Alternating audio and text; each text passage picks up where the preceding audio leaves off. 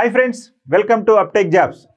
ఈరోజు current affairs game చేంజర్లో భాగంగా మనం అంతర్జాతీయ, జాతీయ, రాష్ట్రాలకు సంబంధించినటువంటి వివిధ అంశాల గురించి చర్చించుకుందాం. మరి కరెంట్ అఫైర్స్ గురించి చర్చించుకునే ముందు మన అప్టేక్ జాబ్స్లో ఉన్నటువంటి కోర్సు వివరాల గురించి ఒకసారి చూద్దాం.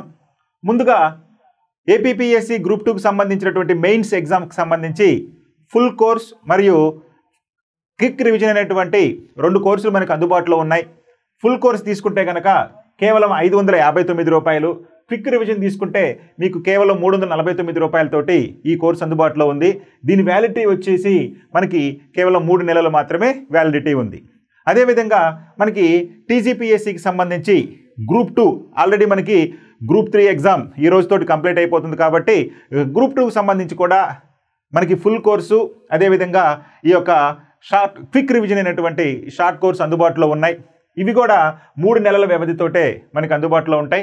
ఇక్కడ మీకు ప్రతి సబ్జెక్టుకు సంబంధించి వీడియోస్ ఇవ్వటమే కాకుండా ఆ వీడియోకి సంబంధించినటువంటి టెస్టులు, ఆ టెస్టులకు సంబంధించిన ఎక్స్ప్లెనేషన్స్ అన్నీ కూడా మీకు మన యాప్లో అందుబాటులో ఉంటాయి. ఇక వీటితో పాటు టెట్ డిఎస్సి కూడా కోర్సు అందుబాటులో ఉంది మనకి, అటు ఆంధ్రప్రదేశ్, ఇటు తెలంగాణ. దానికి సంబంధించి కూడా మనకి ఫుల్ కోర్సులు అవైలబుల్గా ఉన్నాయి. అయితే టెట్ డిఎస్సికి మాత్రం 1 ఇయర్ వ్యాలిడిటీ ఇవ్వడం జరిగింది. ఇక వీటితో పాటుగా ఆర్ఆర్బి, ఎన్టీపీసీ కానీ, ఎస్ఎస్సి, జీడీ, కానిస్టేబుల్ వంటి కోర్సులు కూడా మీకు అందుబాటులో ఉన్నాయి. వీటన్నిటికి సంబంధించి మీకు ఫ్రీ వీడియోస్ కూడా అందుట్లో ఉన్నాయి కాబట్టి మీరు చూడండి, నచ్చితే అప్పుడు మన యాప్ని పర్చేజ్ చేయొచ్చు. రైట్, ముందుగా జాతీయ వార్త. దేశంలోనే తొలి మహిళా బస్ డిపో, మహిళల కోసం ఒక బస్ డిపోని ఏర్పాటు చేశారు. ఆ బస్ డిపోలో డిపో మేనేజర్ దగ్గర నుంచి డ్రైవర్లు, కండక్టర్లు అందరూ కూడా మహిళలే ఉండబోతున్నారు. ఇది ఢిల్లీలో సాకారమైంది కాబట్టి ఇది ఒక జాతీయ స్థాయిలో వార్త అయింది. ఇదేంటో చూడండి. దేశంలోనే తొలి మహిళా బస్ డిపోను ఢిల్లీలో ఆ రాష్ట్ర రవాణా శాఖ మంత్రి అయినటువంటి కైలాస్ గెహ్లాట్ ప్రారంభించడం జరిగింది. మరి సరోజినీ నగర్లో ఉన్నటువంటి ఈ యొక్క బస్ డిపోలో మహిళా సిబ్బందితో కూడినటువంటి దీనికి సఖీ డిపో అని పేరు పెట్టడం జరిగింది. సో ఈ విధంగా సరోజినీ నగర్లో పూర్తిగా మహిళలతోనే ఏర్పాటు చేసినటువంటి ఈ బస్ డిపోకి సఖీ డిపో అని చెప్పి పేరు పెట్టడం జరిగింది. ఇందులో డిపో మేనేజరు, డ్రైవర్లు, కండక్టర్లు ఇలా సిబ్బంది మొత్తం కూడా మహిళలే కావటం మనకి గుర్తించదగినటువంటి విషయం. ఇక దీనికోసం మొత్తం 225 మంది సిబ్బందిని కేటాయించడం జరిగింది. అంటే ఈ డిపోలో మొత్తంగా 225 మంది సిబ్బందిని కేటాయించడం జరిగింది. ఇక అన్ని రంగాల్లో ముందుకు వెళ్తున్న మహిళలు రవాణా రంగంలోనూ తమ హక్కులను పొందాలనే ఉద్దేశంతో ఈ డిపోను ప్రారంభించినట్లు ఈ సందర్భంగా మంత్రి కైలాస్ గెహ్లాట్ పేర్కొనడం జరిగింది. సో కాబట్టి ఈ డిపో పేరు ఏం పేరు పెట్టారయ్యా అంటే సఖీ డిపో. ఎక్కడ అంటే న్యూఢిల్లీలో. సో ఈ విధంగా ఈ యొక్క బస్ డిపోను ప్రారంభించడం జరిగింది ఆ రాష్ట్ర రవాణా శాఖ మంత్రి. ఓకే, నెక్స్ట్ మరొక ప్రధానమైన వార్త. ఆంధ్రప్రదేశ్ రాష్ట్ర పండుగగా కనకదాసు జయంతిని పేర్కొనటం జరిగింది. అంటే ఇక నుంచి మన రాష్ట్ర పండగల జాబితాలో ఈ యొక్క కనకదాసు జయంతి అనేది కూడా చేరనుంది. దీనికి సంబంధించి రాష్ట్ర ప్రభుత్వం ఒక కీలక నిర్ణయం కూడా తీసుకోవడం జరిగింది. ఎవరి కనకదాసు, ఎక్కడ జన్మించారు, ఈయన ప్రత్యేకత ఏంటో మనం చూద్దాం. తన కీర్తనల ద్వారా సమాజంలోని అసమానతల్ని రూపుమాపి ప్రజల్ని చైతన్యవంతులు పరిచి ఆధ్యాత్మిక గురువు కనకదాసు జయంతిని ప్రభుత్వం రాష్ట్ర పండుగగా ప్రకటించింది. సో ఈయన ఎవరయ్యా అంటే ప్రధానంగా సామాజిక సంఘ సంస్కర్త, ఆధ్యాత్మిక గురువు, ప్రజల్ని చైతన్యవంతులు పరిచినటువంటి ఆధ్యాత్మిక గురువు. అదేవిధంగా ఈ యొక్క కనకదాసు జయంతిని రాష్ట్ర పండుగగా జరుపుకున్నట్టుగా మన ఆంధ్రప్రదేశ్ రాష్ట్రం ప్రకటించింది. సో కనకదాసు జయంతిని రాష్ట్ర ప్రభుత్వం రాష్ట్ర పండుగగా ప్రకటించింది. నవంబర్ 18న రాష్ట్ర స్థాయిలో అనంతపురంలో 537వ కనకదాసు జయంతిని నిర్వహించనున్నారు. ఈ సందర్భంగా అంటే ప్రతి సంవత్సరం కూడా నవంబర్ 18వ తారీఖున ఈ కనకదాసు పండుగ అంటే కనకదాసు ఉత్సవాలు జరుపుకోవటం అనేది ఆనవాయితీ ఆయన జయంతి రోజున. అయితే ఇప్పుడు ఆయన నవంబర్ 18 అనేది ఆయనకి ఎన్నో జయంతి అయ్యా అంటే 537వ జయంతి. సో ఈ విధంగా 537వ జయంతిని జరుపుకుంటున్నటువంటి ఈరోజు నవంబర్ 18న అనంతపురం జిల్లాలో ఈ కనకదాసు జయంతిని అఫీషియల్గా లేదా అధికారికంగా నిర్వహిస్తున్నట్లుగా రాష్ట్ర ప్రభుత్వం ప్రకటించడం జరిగింది. కర్ణాటకకు చెందినటువంటి ఈ కనకదాసు 1509 1609 మధ్యలో ఆధునిక కవి ఉన్నటువంటి కవి. అంటే ఈ కర్ణాటకకి చెందినటువంటి కనకదాసు ఎప్పుడున్నారయ్యా అంటే 1509 నుంచి 1609 వరకు ఈయన జీవించి ఉన్నారు. మరి ఈయన ఎవరయ్యా అంటే ఆధునిక కవే కాకుండా తత్వవేత్త, సంగీతకారుడు మరియు స్వరకర్త. ఈయన కన్నడలో నలచరిత్ర, హరిభక్తి సార, రామధ్యాన చరిత్ర, మోహన తరంగిణి వంటి అనేక రచనలు చేయటం జరిగింది. సో ఈయన తత్వవేత్త, స్వరకర్త, అదేవిధంగా నలచరిత్ర, హరిభక్తి సార, రామధ్యాన చరిత్ర, మోహన తరంగిణి వంటి గ్రంథాలు కూడా రచించడం జరిగింది. సో ఈ విధంగా ఈయన జయంతిని రాష్ట్ర పండుగగా మన ఆంధ్రప్రదేశ్ ప్రకటించడం జరిగింది. అయితే ఈయన కర్ణాటక రాష్ట్రానికి చెందినప్పటికీ కర్ణాటక సరిహద్దులో ఉన్నటువంటి మన ఆంధ్ర ప్రాంతంలో కూడా ఈయన రచనలు ప్రసిద్ధి. కాబట్టి దానిని అనుసరించి రాయలసీమలో ఎక్కువ భాగం ఈయన భక్తులు ఉన్నారు కాబట్టి మన రాష్ట్ర పండుగగా ఈయన జయంతిని ప్రకటించడం జరిగింది. సో ఈయన కనకదాసు గారు. ఓకే, నెక్స్ట్ మరొక ప్రధానమైనటువంటి సైన్స్ అండ్ టెక్నాలజీ బిట్ ఏంటండి? దేశంలో భాషల వారీగా ఇంటర్నెట్ అంతర్జాలాన్ని యూజ్ చేస్తున్నటువంటి లేదా అంతర్జాలాన్ని ఉపయోగిస్తున్నటువంటి జనాభా లెక్కల గురించి మనకి ఇక్కడ పేర్కొనడం జరిగింది. అంటే ఎంతమంది ఈ యొక్క అంతర్జాలాన్ని వినియోగిస్తున్నారు, ఏ భాషల్లో వినియోగిస్తున్నారు అనేది మనం ఇక్కడ చూద్దాం. దేశంలో 82 కోట్లకు పైగా ఇంటర్నెట్ యూజర్లు ఉన్నారని అధ్యయనాలు చెబుతున్నాయి. చూడండి, మన దేశంలో దాదాపు 82 కోట్లకు పైగా మంది ఈ యొక్క ఇంటర్నెట్ను ఉపయోగిస్తున్నారని చెప్పి గణాంకాలు చెబుతున్నాయి. తక్కువ ధరకే మొబైల్ ఫోన్లు, డేటా అందుబాటులోకి రావడంతో ఇంటర్నెట్ యూజర్ల సంఖ్య క్రమంగా మన దేశంలో పెరిగింది. మనకి ఈ ఇంటర్నెట్ యూసేజ్ అనేది ఎక్కువగా పెరగడానికి ప్రధాన కారణం ఏంటయ్యా అంటే తక్కువ ధరకే మొబైల్ ఫోన్లు, అదేవిధంగా డేటాలు అందుబాటులోకి రావటం. సో ఈ యొక్క ఇంటర్నెట్ యూజర్లు కావలసినటువంటి ప్రధానమైన అంశాలు ఏంటండి? ఒకటి, వాళ్ళకి సెల్ ఫోన్ ఉండాలి, ఆండ్రాయిడ్ ఫోను. రెండోది, నెట్ అందుబాటులో ఉండాలి. ఈ రెండు కూడా చౌకగా మనకి దొరుకుతూ ఉండేసరికి ఎక్కువ మంది ఈ ఇంటర్నెట్కి ఆకర్షితులవుతున్నారు మన దేశంలో. అందుకనే 82 కోట్లకు పైగా మంది మన దేశంలో ఈ ఇంటర్నెట్ను లేదా అంతర్జాలాన్ని వినియోగిస్తున్నారు. మరి దేశీయంగా పట్టణ ప్రాంత అంతర్జాల వినియోగదారుల్లో 43% మంది ఇంగ్లీష్లోనే సమాచారం తెలుసుకుంటున్నారు. అయితే ఎక్కువ మంది వీటిల్లో అంటే ప్రధానంగా పట్టణ ప్రాంతాల్లోని అంతర్జాలం ఉపయోగించుకునేటువంటి వినియోగదారుల్లో 43% మంది వరకు ఇంగ్లీష్ భాషలోనే కనుక కావలసినటువంటి సమాచారాన్ని సేకరించడం జరుగుతుంది. ఇక 57% మంది భారతీయ భాషలకు ప్రాధాన్యం ఇస్తున్నారు. ఇక మిగిలినటువంటి 57% మంది మాత్రం భారతీయ భాషలకు అధిక ప్రాధాన్యత ఇస్తున్నారు. ఇంటర్నెట్ను ఆయా భాషల్లో వినియోగిస్తున్న వారు ఈ విధంగా శాతాల్లో ఉన్నారు. చూడండి, మరి ఇంటర్నెట్ను వివిధ భాషల్లో ఏ విధంగా వినియోగిస్తారంటే మొదటగా హిందీ. అంటే పట్టణ ప్రాంతాల్లో ప్రధానంగా తీసుకుంటే 43% మంది వరకు మనకి ఇంగ్లీష్లోనే వారికి కావలసిన సమాచారాన్ని అంతర్జాలం ద్వారా సేకరిస్తున్నారు. ఇక మిగిలినటువంటి 57% మందిలో 24% మంది హిందీ భాషలోను, మరాఠీ భాషలో 3% మంది, తమిళంలో 6% మంది, గుజరాతీలో 3% మంది, తెలుగులో 4% మంది, మలయాళంలో 3% మంది, బెంగాలీలో 2% మంది, కన్నడలో 2% మంది. ఇక మిగిలినటువంటి ఈ భాషలు కాకుండా ఇక మిగిలినటువంటి భాషల్లో మొత్తం కలిపి 10% మంది ఈ విధంగా ఇంటర్నెట్ను యూజ్ చేస్తూ ఉన్నారు వారి వారి స్థానిక భాషల్లో. ఇక్కడ మనం గుర్తుపెట్టుకోవాల్సింది, మన తెలుగు ఎంతమంది చూస్తున్నారయ్యా అంటే 4% మంది. అంటే దేశంలో మొత్తం ఇంటర్నెట్ యూజర్స్లో 4% మంది మన తెలుగును చూస్తూ ఉన్నారు అంతర్జాలంలో. అదేవిధంగా హిందీని అత్యధికంగా 24%, హిందీ తర్వాత అత్యధికంగా తమిళం 6%. ఇవన్నీ మీరు గుర్తుపెట్టుకోవాలి. Okay, right. మరొక ప్రధానమైనటువంటి క్రీడా వార్త, ఆర్చరీ సిరీస్ టోర్నీలో సురేఖకు స్వర్ణం. ఆర్చరీ సిరీస్ టోర్నీలో మన రాష్ట్రానికి చెందినటువంటి సురేఖకు స్వర్ణ పథకం సాధించడం జరిగింది. అదేంటో చూడండి. ప్రపంచ ఇండోర్ ఆర్చరీ సిరీస్ టోర్నీలో వెన్నం జ్యోతి సురేఖ స్వర్ణం సాధించింది. వెన్నం జ్యోతి సురేఖ స్వర్ణం సాధించింది. ఎక్కడండి? ప్రపంచ ఇండోర్ ఆర్చరీ సిరీస్ టోర్నీ అంటే ప్రపంచ ఇండోర్ ఆర్చరీ టోర్నీలో భాగంగా జరిగినటువంటి పోటీలో మన రాష్ట్రానికి చెందినటువంటి వెన్నం జ్యోతి సురేఖకు స్వర్ణ పథకం సాధించడం జరిగింది. ఇక్కడ చూడండి, కాంపౌండ్ మహిళల వ్యక్తిగత ఫైనల్లో విజయవాడకు చెందినటువంటి ఆర్చర్ జ్యోతి సురేఖ 147, 145 తేడాతోటి చూడండి, స్వల్ప తేడాతోటి బెల్జియం దేశానికి చెందినటువంటి మరీటాను ఓడించి బంగారు పతకం సాధించడం జరిగింది. మరి అంతకుముందు సెమీస్లో ఆమె షూట్ ఆఫ్లో భాగంగా ఇటలీ దేశానికి చెందినటువంటి ఎలిసాపై గెలవటం జరిగింది. సో ఈ విధంగా మన ఆర్చరీ టోర్నీలో సురేఖ జ్యోతి స్వర్ణ పథకం సాధించడం జరిగింది. ఓకే, సో చూడండి ఇక్కడ చూస్తే ఆమె ఫోటో, ఇవన్నీ కూడా ఈరోజు వార్తల్లో వచ్చినటువంటి విశేషాలు. రైట్, మరొక ప్రధానమైనటువంటి అంతర్జాతీయ వార్త ఇదేంటండి? విశ్వసుందరిగా విక్టోరియా కెజార్. విశ్వసుందరిగా అంటే 2024 విశ్వసుందరిగా ఎవరండి? విక్టోరియా కెజార్. ఈమె ఏ దేశానికి చెందినామా, ఈమె ఎక్కడ జరిగిన ఈ పోటీలు, ఇవన్నీ వివరాలు ఇప్పుడు చూద్దాం. మెక్సికోలోని అరెనాలో నిర్వహించిన అంతర్జాతీయ అందాల పోటీల్లో డెన్మార్క్ దేశానికి చెందినటువంటి విక్టోరియా కెజార్కు 73వ విశ్వసుందరిగా నిలవటం లేదా ప్రకటించడం జరిగింది. ఇక్కడ చూడండి, ఇక్కడే మనకి 4-5 బిట్లు వచ్చేసినాయి. ఎక్కడండి?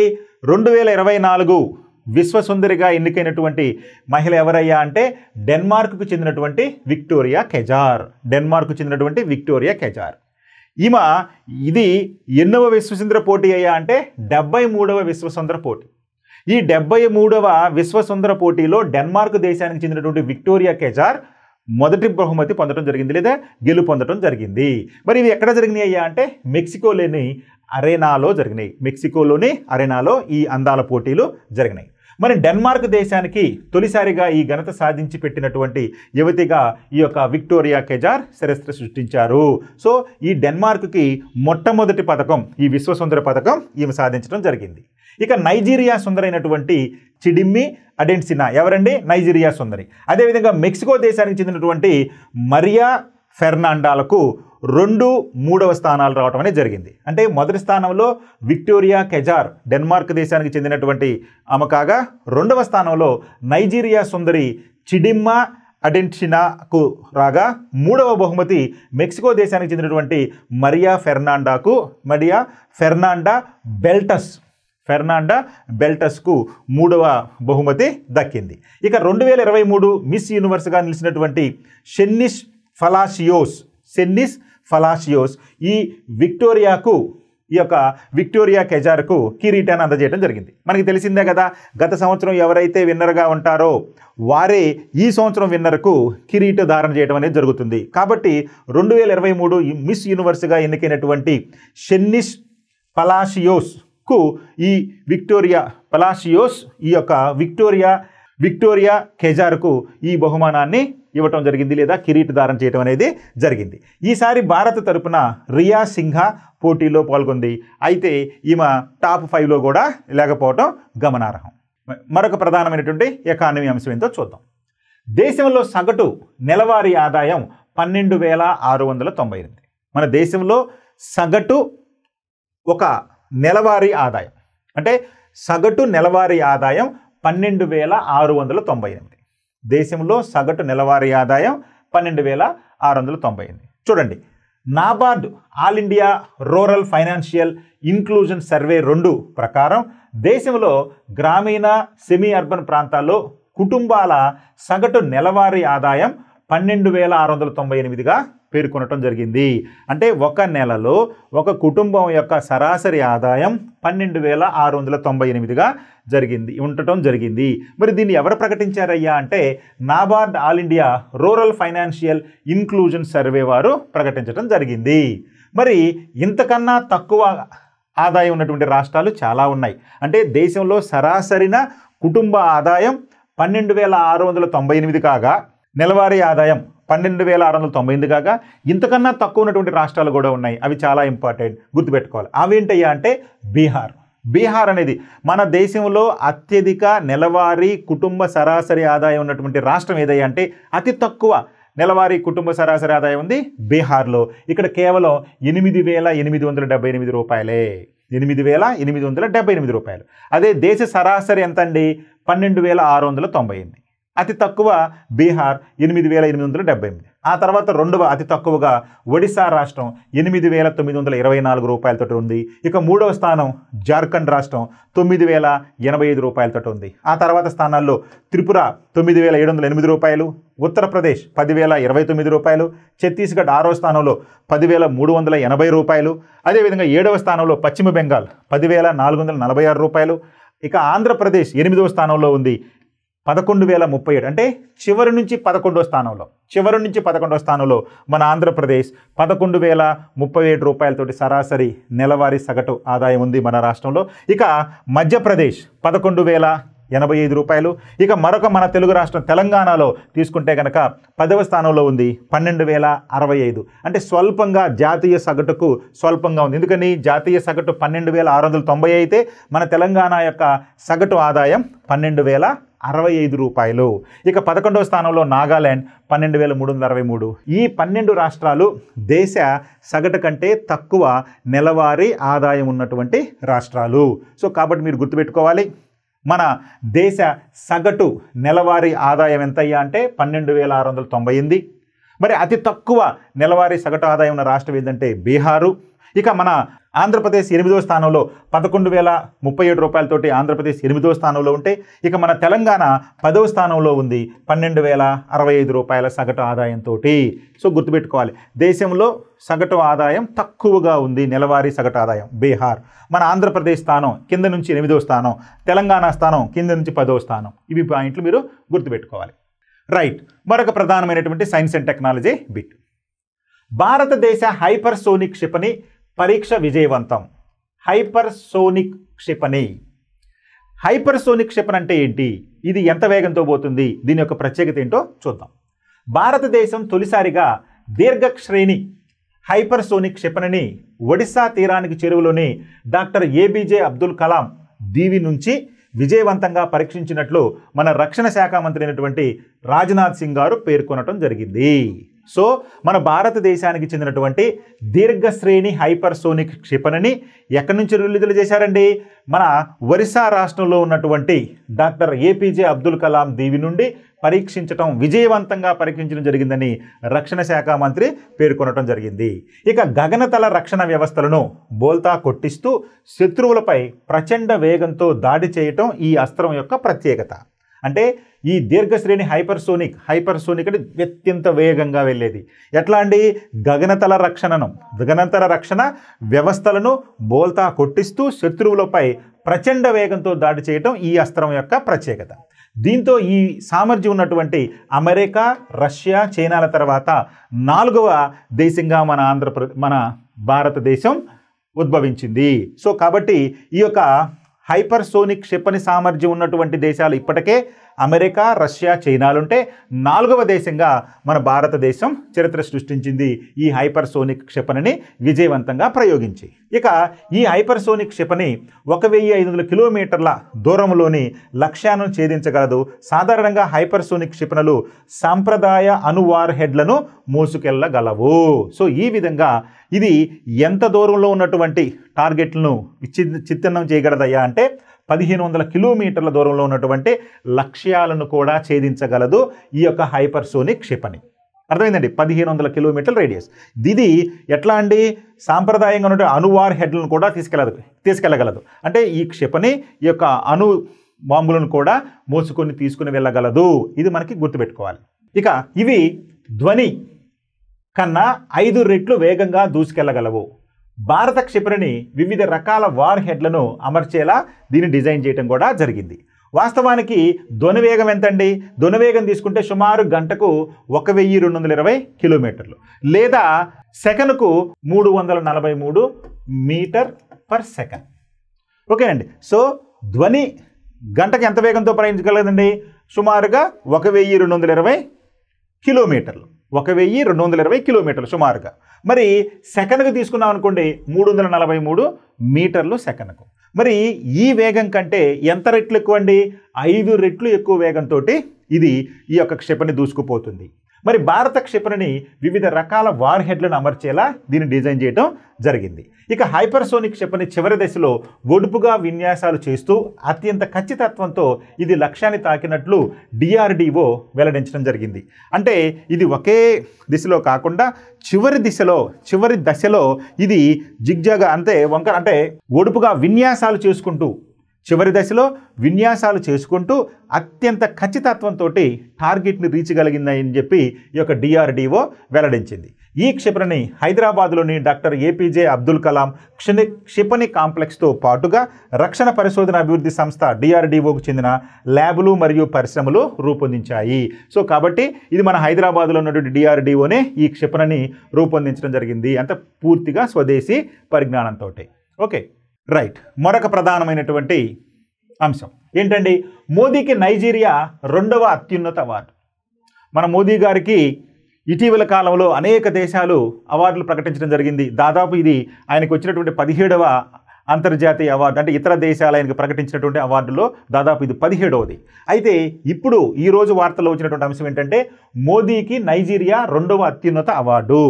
ఏంటో చూద్దాం. నైజీరియాలో పర్యటిస్తున్నటువంటి భారత ప్రధానమంత్రి నరేంద్ర మోడీకి నైజీరియా దేశ 2వ అత్యున్నత పురస్కారమైనటువంటి the grand commander of the order of the Niger అనేటువంటి అవార్డు ప్రకటించడం జరిగింది. ఇది ఆ దేశ 2వ అత్యున్నత పురస్కారం. మరి దీనిని ఎవరు ప్రదానం చేశారయ్యా అంటే నైజీరియా అధ్యక్షుడైనటువంటి బోలా అహ్మద్ టినుబు ఈయనకి అందజేయడం జరిగింది మోడీ గారికి. ఇక తొలిసారి నైజీరియా పర్యటనకు వెళ్ళినటువంటి ప్రధాని మోదీకి ఆ దేశంలో అరుదైన గౌరవం దక్కింది. అయితే మరి ఇంతకు ముందులో ఎవరికన్నా ఇచ్చారా ఇతర దేశస్తులకి నైజీరియా అత్యున్నత 2వ పురస్కారం అంటే ఇచ్చారు. 1969లో క్వీన్ ఎలిజబెత్కు ఈ అవార్డు ఇవ్వడం జరిగింది. అంటే 1969లో క్వీన్ ఎలిజబెత్కి ఈ అవార్డు ప్రదానం చేసిన తర్వాత మరొక వ్యక్తి ఎవరయ్యా అంటే నరేంద్ర మోడీ గారే.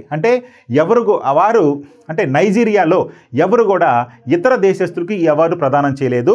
1969లో క్వీన్ ఎలిజబెత్కు, అదేవిధంగా 2024లో మన నరేంద్ర మోడీకి మినహాయించి. కాబట్టి మన నరేంద్ర మోడీ ఇతర దేశస్తుల్లో 2వ వాడు. మొదటి వారు ఎవరండి, 1969లో పొందినటువంటి క్వీన్ ఎలిజబెత్ రాణి. ఓకే అందుకున్నారు. మరి 2వ విదేశీ వ్యక్తిగా మోదీనే కావడం విశేషం. ఇక విదేశాల్లో మోదీ అందుకున్న అత్యున్నత అంతర్జాతీయ అవార్డుల్లో ఇది 17వ పురస్కారం. చెప్పుకున్నాం కదా, దాదాపు దీంతో ఈయనకి 17 పురస్కారాలు వచ్చినాయి, అంతర్జాతీయ పురస్కారాలు మన ప్రధాని మోదీకి. Okay right. మరొక ప్రధానమైన సైన్స్ అండ్ టెక్నాలజీ బిట్ ఇదేంటండి, జాబిల్లిపై ఆక్సిజన్ పైప్ లైన్. ఇదేంటండి జాబిల్లిపై ఆక్సిజన్ పైప్ లైన్ ఏంటండి? అసలుకి జాబిల్లిపై వాతావరణమే ఉండదు అనుకున్నాం కదా, మరి అలాంటప్పుడు ఆక్సిజన్ పైప్ లైన్ ఏంటి అంటే వివరాల్లోకి వెళ్తే చూద్దాం. చందమామపై మానవ శాశ్వత ఆవాసాలే లక్ష్యంగా ఆర్టెమిస్ ప్రాజెక్టును అమెరికా అంతరిక్ష పరిశోధన సంస్థ అయినటువంటి నాసా చేపట్టడం జరిగింది. అమెరికా అంతరిక్ష పరిశోధన సంస్థ అయినటువంటి నాసా వారు చందమామపై మానవ శాశ్వత ఆవాసాలే లక్ష్యంగా ఒక ప్రాజెక్ట్ని చేపట్టింది. ఆ ప్రాజెక్ట్ పేరే ఆర్టెమిస్ అనేటువంటి ప్రాజెక్ట్. ఈ ఆర్టెమిస్ ప్రాజెక్ట్ని ఎవరు చేపట్టారయ్యా అంటే నాసా చేపట్టింది. నాసా ఎవరయ్యా అంటే అమెరికా అంతరిక్ష ప్రయోగ సంస్థ. మనకి ఇస్రో ఉన్నట్టే అమెరికాకి నాసా ఉంది. ఇక చంద్రుడి దక్షిణ ధ్రువం వద్ద ఓ భారీ ఆక్సిజన్ పైప్ లైన్ ఏర్పాటు చేయనుంది ఈ యొక్క ఆర్టెమిస్ అనేటువంటి ప్రాజెక్టు ద్వారా. ఈ భవిష్యత్తులో చేపట్టబోయే ఇతర అంతరిక్ష యాత్రికులకు చందమామను ఒక బేస్గా వాడుకోవాలంటే అక్కడ ఉన్న వనరులతోనే వ్యోమగాములు మనుగడ సాగించగలగాలి. అలా సాగించడానికి వారికి అన్నిటికన్నా అత్యంత అవసరమైంది, కీలకమైంది ప్రాణవాయువే.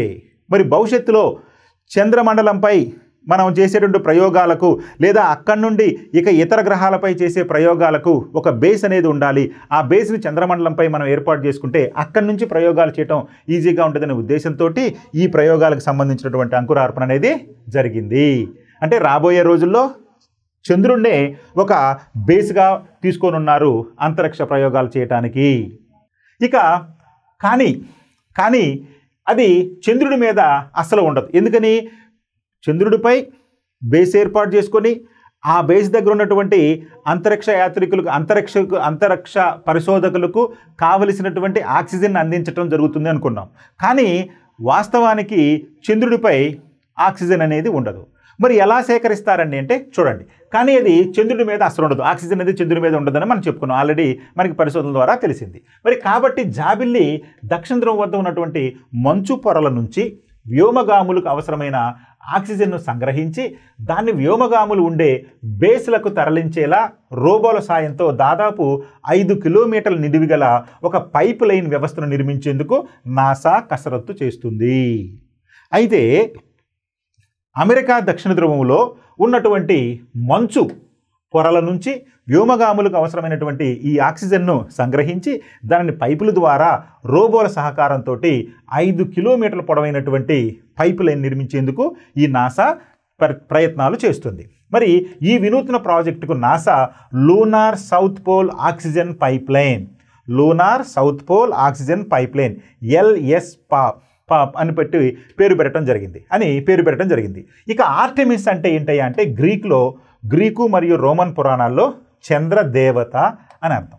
అంటే నాసా వాళ్ళు ఈ ఆక్సిజన్ పైప్ లైన్ కోసం చేస్తున్నటువంటి చర్యలకు పెట్టినటువంటి పేరేం పెట్టుకున్నామండి, ఆర్టెమిస్ అనుకున్నాం. మరి ఆర్టెమిస్ అంటే ఏంటండి? ఆర్టెమిస్ అంటే గ్రీకు మరియు రోమన్ పురాణాల్లో ఒక పురాణాల్లో చంద్రదేవత అని అర్థం. ఆర్టెమిస్ అంటే చంద్రదేవత అని అర్థం. చూడండి, ఈ విధంగా పైప్ లైన్ ఏర్పాటు చేయడానికి ఒక ఊహా చిత్రాన్ని ఒక నాసా వారు ఇవ్వటం జరిగింది. మరి గతంలో నాసా చేపట్టినటువంటి చంద్రయాత్రలన్నింటినీ అపోలో అనే పేరు పెట్టి మనకి ప్రయోగించడం జరిగింది. అపోలో ద్వారా ఈ చంద్రమండలంపై ప్రయోగాలు చేయడం అనేది జరిగింది, అపోలో ఈ యొక్క నౌకతోటి. కానీ ఇప్పుడు ఏం చేశారండి, అపోలో అంటే గ్రీకు దేవుడి పేరు, ఆయన సోదరే ఆర్టెమిస్. ఇప్పుడు ఏం పెట్టారండి, ఆర్టెమిస్ అని పెట్టారు.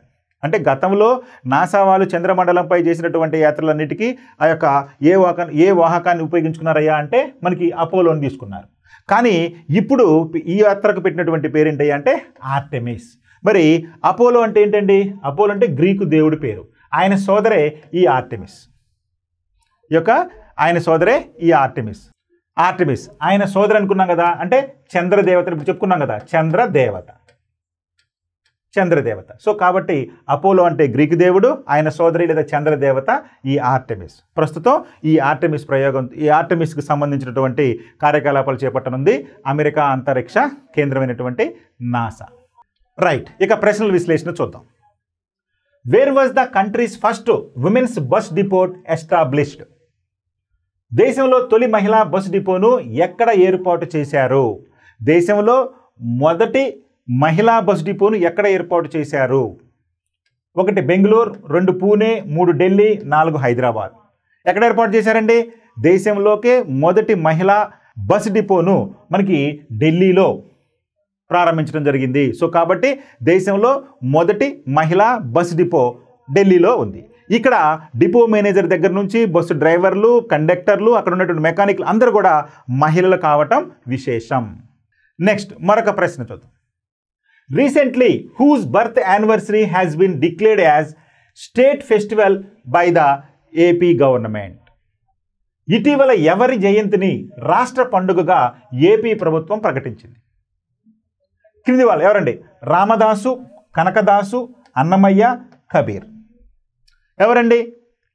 ఇటీవల మన ఆంధ్రప్రదేశ్ ప్రభుత్వం రాష్ట్ర పండుగగా ఈ క్రింది ఏ తత్వవేత్తకు సంబంధించినటువంటి జన్మదినాన్ని రాష్ట్ర పండుగగా ప్రకటించిందయ్యా అంటే కనకదాసు. ఈయన ఎవరండి? ఈయన కర్ణాటక రాష్ట్రానికి చెందినటువంటి తత్వవేత్త. మరి ఈయన 537వ జయంతిని పురస్కరించుకొని మన ఆంధ్రప్రదేశ్ ప్రభుత్వం కనకదాసు జయంతిని రాష్ట్ర పండుగగా నిర్వహించాలని చెప్పి నిర్ణయించడం జరిగింది. Okay. Which country has recently awarded its second highest award to Prime Minister Modi?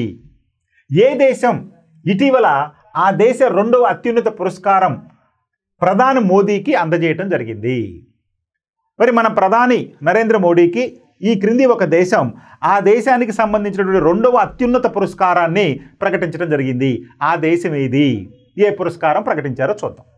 Nigeria, దక్షిణాఫ్రికా, డొమినికా, ఫిజీ.